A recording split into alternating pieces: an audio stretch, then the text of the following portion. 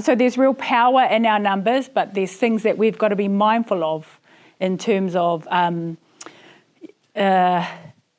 whilst we're young and we are the future of the workforce, if we're not educated, we're not going to hold the workforce up. Right. They will just import the workforce from other countries.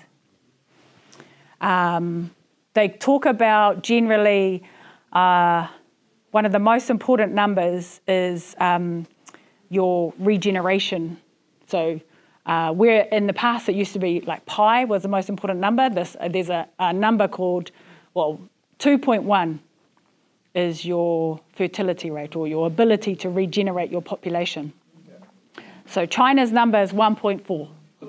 They're not generating enough to repopulate. You look around the world, most countries, they're old, they're aging, their sort of replacement rate is lower than 2. Because of us and Pacific Islanders, we have a higher, we're young, we have high fertility rates, we have a built-in momentum to grow, is what they say. So we're going to think about how we sort of use that to our advantage.